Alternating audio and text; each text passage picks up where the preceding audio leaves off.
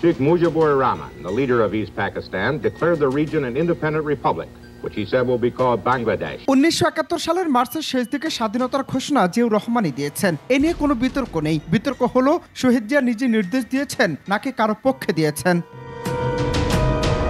এখন বিষয় হচ্ছে, আপনি যদি জিয়ার সৈনিক হন তাহলে আপনি বলবেন স্বাধীনতার ঘোষণা জিয়াউর রহমান দিয়েছেন, আর যদি আপনি মুজিব সেনা হয়ে থাকেন তাহলে নিশ্চয়ই বলবেন স্বাধীনতার ঘোষণা জিয়াউর রহমান দিয়েছেন ঠিকই, কিন্তু সেটা শেখ মুজিবুর রহমানের পক্ষে দিয়েছেন। আসলে দুই পক্ষের বক্তব্যই সত্য, ঘোষণা জিয়াউর রহমানই দিয়েছেন। শেখ মুজিব যদি স্বাধীনতার ঘোষণা দিয়ে থাকতেন সেটা এতদিন ধরে অজানা থাকতো না।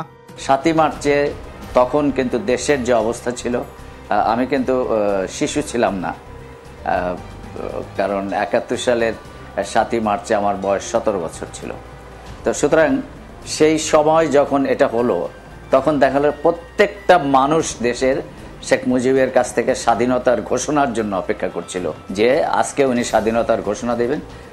হ্যাঁ, এটা ঠিক যে তার আহ্বানে, চেতনায় স্বাধীনতার জন্য মানুষ একেবারেই উন্মুখ হয়েছিলেন, এবং পতাকা উত্তোলন দিবস, স্বাধীনতার ইশতেহার পাঠ, এই সমস্ত ঘোষণার মধ্য দিয়ে জিনিসটা অনেকখানি ম্যাচিউর করে গিয়েছিল। তার মধ্যে কিন্তু তিনি এই ঘোষণা দিলেন যে এবার সংগ্রাম স্বাধীনতার সংগ্রাম, এবারের সংগ্রাম মুক্তির সংগ্রাম। কিন্তু দেখেন, এখানেই কিন্তু ঘটনাটা শেষ নয়। এই 7 তারিখ থেকে 23 তারিখ পর্যন্ত শেখ মুজিবুর রহমান সাহেব ইয়াহিয়া সরকারের সঙ্গে আলোচনা চালিয়ে গেছেন to be the prime minister of Pakistan. এবং এই আলোচনাটা, তাহলে যদি উনি এটা স্বাধীনতার ঘোষণাই দিয়ে থাকেন, তাহলে তো একটা সামরিক সরকারের তার সঙ্গে আলোচনা করবার কথা নয়। অর্থাৎ এটা হলো পাকিস্তানিদের প্রতি একটা থ্রেট, যে যদি তোমরা আমাদের দাবি না মেনে নাও তাহলে স্বাধীনতার সংগ্রাম শুরু হয়ে যাবে। সুতরাং ওই দিনই স্বাধীনতা দিবস, এই কথাটা তো কোনো সাস্টেইন করে না। তো সুতরাং আমরা যেন হিসেব করে বলি যে কেন 23 তারিখ পর্যন্ত সামরিক সরকারি আলোচনা করে গেল, এবং 25 তারিখে যখন তাজউদ্দিন সাহেব দেখা করতে গেলেন, তখন শেখ মুজিবুর রহমান বললেন যে ঠিক আছে, আমার ব্যবস্থা আমি করব, তুই যা, এবং 27 তারিখে হরতাল ডেকে দিয়েছি, নাকে তেল দিয়ে ঘুমা। তো তাহলে কি দাঁড়ালো কি? এই কথাগুলো তো সত্য, এবং এই কথাগুলো লিখিতভাবে আছে। চট্টগ্রামের কালুরঘাট বেতার কেন্দ্র থেকে শহীদ জিয়া স্বাধীনতার ঘোষণা দিয়েছেন দুইবার। প্রথমবার দিয়েছেন 26শে মার্চ, সেখানে অন্য কারো নাম উল্লেখ করা হয়নি। দ্বিতীয়বার জিয়া যখন স্বাধীনতার ঘোষণা দিতে শুরু করেন তখন রাত পেরিয়ে সকাল হয়ে গেছে, মানে 27 তারিখ হয়ে গেছে। নতুন ঘোষণা দিয়ে তিনি অতিরিক্ত যোগ করেন on behalf of your great leader Sheikh Mujibur Rahman. আলোচিত আমার ফাঁসি চাই বইতেও জিয়ার স্বাধীনতার ঘোষণা উল্লেখ আছে।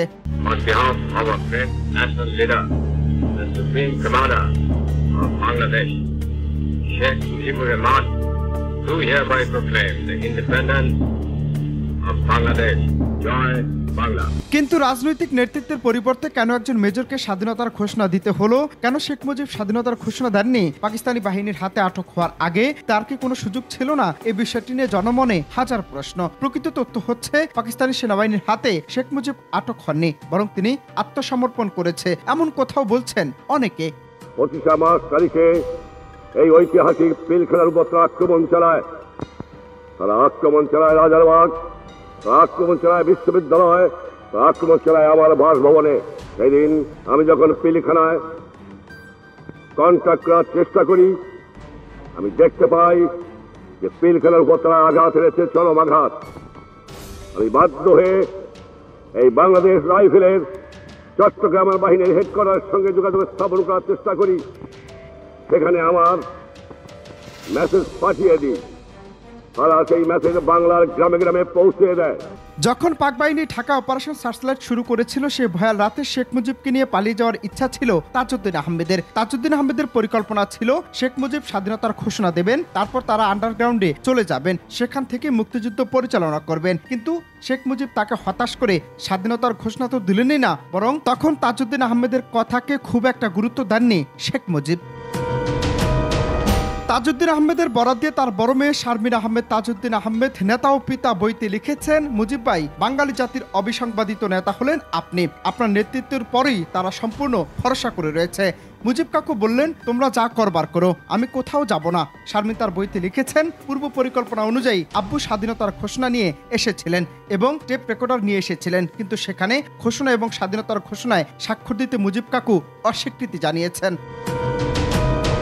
এ সময় শেখ মুজিব আরো বলেন, এটা আমার বিরুদ্ধে দলিল হয়ে থাকবে, এজন্য পাকিস্তানিরা আমাকে দেশদ্রোহীর জন্য বিচার করতে পারবে। শেখ মুজিবকে আত্মগোপন বা স্বাধীনতার ঘোষণায় রাজি করাতে না পেরে তাজউদ্দিন আহমেদ হতাশ হন এবং তিনি বাড়ি চলে যান। শারমিন আহমেদ লিখেন, সেদিন আব্বু বাসায় ফিরে খুব রাগান্বিত হয়ে আমাকে বললেন, মুজিব ভাই কিছুতেই বাসা থেকে যাবেন না, আমিও কোথাও যাব না, বাইরের পোশাক বদলাবো। ভগ্নচিত্তে স্থান হয়ে শুয়ে পড়লেন। পরে অবশ্য ইপিআর আক্রমণের কথা শুনে তাজউদ্দিন আহমেদ সিদ্ধান্ত পরিবর্তন করেন। তিনি ব্যারিস্টার আমিরুল ইসলাম সহ কয়েকজনকে নিয়ে বেরিয়ে পড়েন। আলোচিত আমার ফাঁসি চাই এবং তাজউদ্দিন আহমেদের মেয়ের লেখা নেতা ও পিতা বইয়ের সাথে সামিল রেখে মন্তব্য করতে দেখা যায় অনেককে।